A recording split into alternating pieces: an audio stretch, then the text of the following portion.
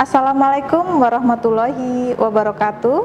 Apa kabar Tribuners? Jumpa lagi dengan saya Sulistia di program Tribun Lampung Religi.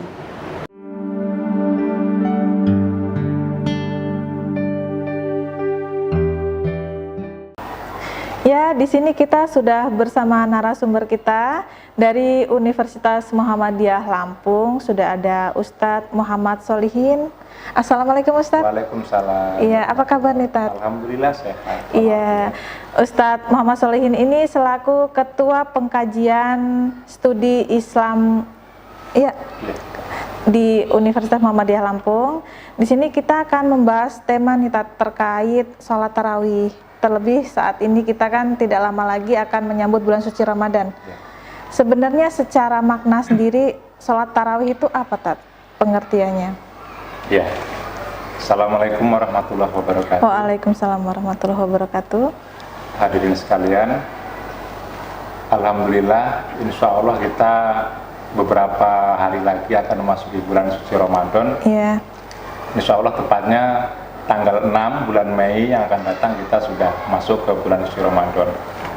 Nah, pada umumnya di dalam bulan suci Ramadan itu selain ibadah siam, puasa, sebagian besar umat Islam juga terbiasa melaksanakan ibadah-ibadah sunnah seperti misalnya sholat tarawih. Nah, yang tadi ditanyakan ini. Iya.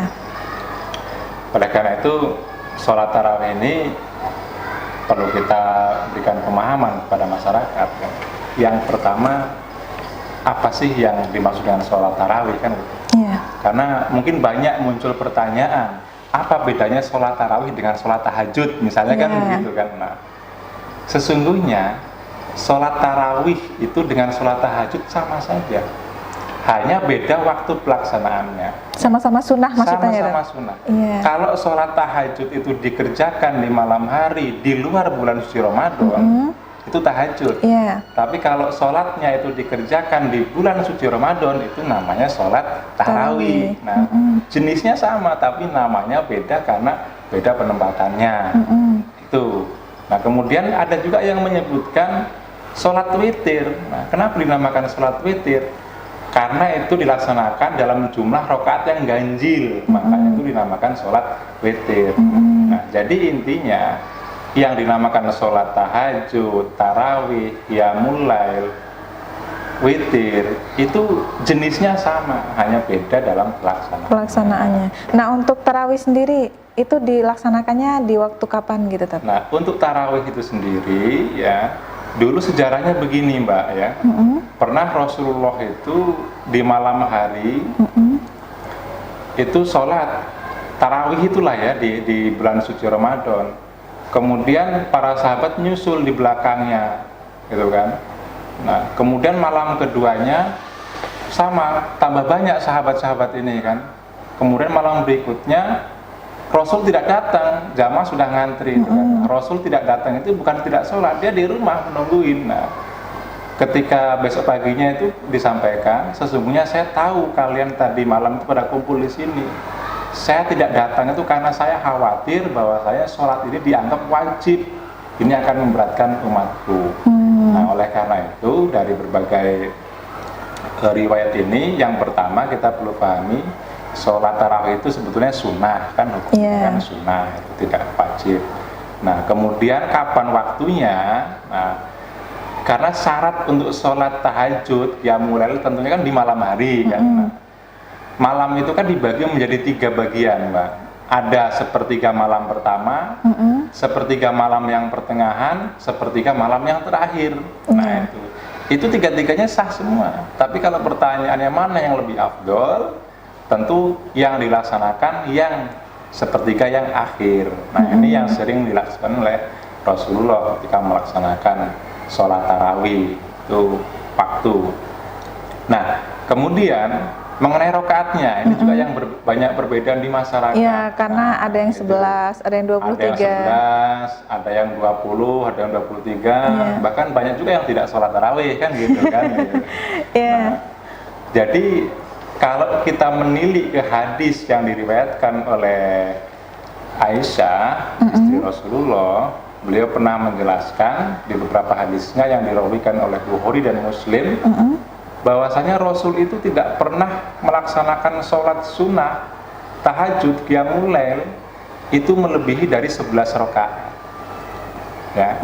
Jadi sholatnya Rasul itu 11 rakaat dengan 4 rakaat salam, kemudian ditutup dengan 3 witir. Nah, ini sholatnya Rasulullah. Jadi 11 rakaat.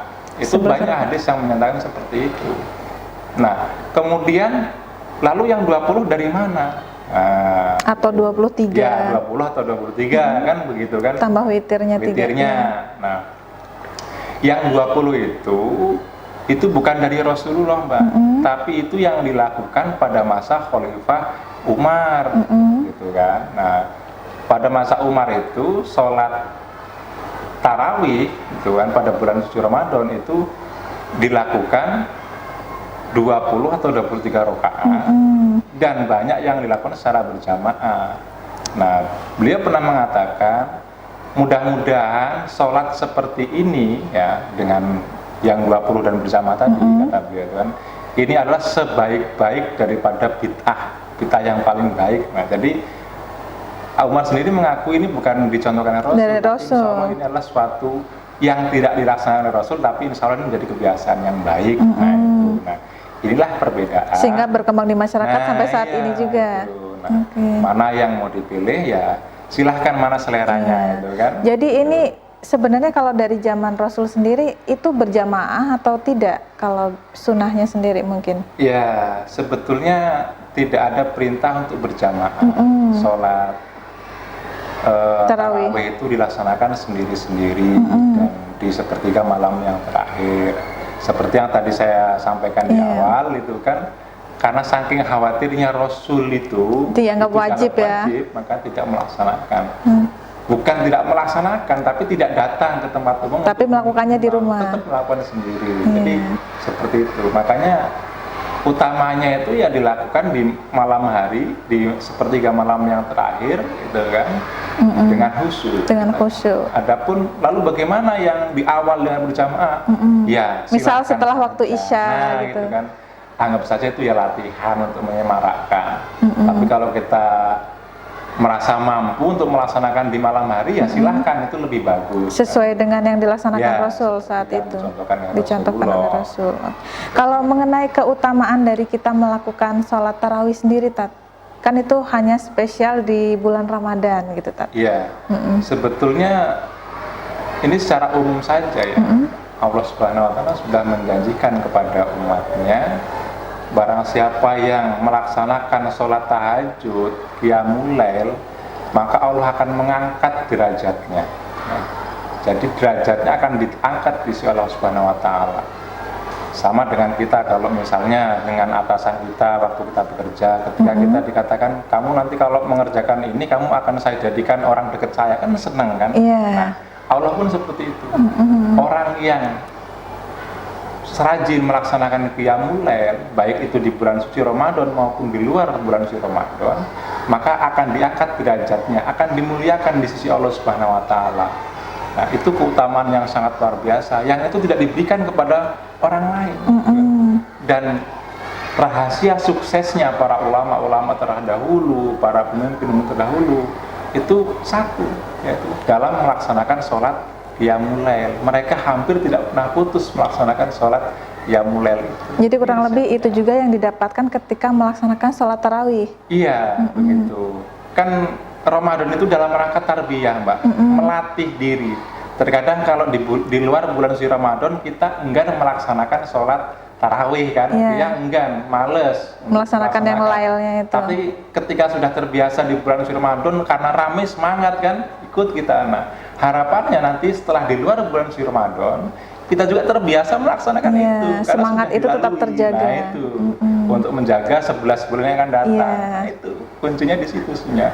Bukan kok kita borong di bulan suci Ramadan, terawihnya penuh, nanti setelah lewat bulan Ramadan nggak pernah tahajud lagi, itu Iya. salah gitu kan. Berarti tidak berhasil seperti itu. Iya. Itu intinya seperti itu. Terima kasih Tat penjelasannya, mudah-mudahan bisa dipahami dan dijalankan nantinya di bulan Insya Allah. suci Ramadan. Ini kita akan berjumpa lagi di pertemuan dan kesempatan lain waktu, dan terima kasih. Wassalamualaikum warahmatullahi wabarakatuh. Waalaikumsalam warahmatullahi wabarakatuh. Demikian bincang-bincang kita di Tribun Lampung Religi. Sampai jumpa di lain kesempatan, dan jangan lupa untuk subscribe channel kita di bawah ini. Terima kasih. Wassalamualaikum warahmatullahi wabarakatuh.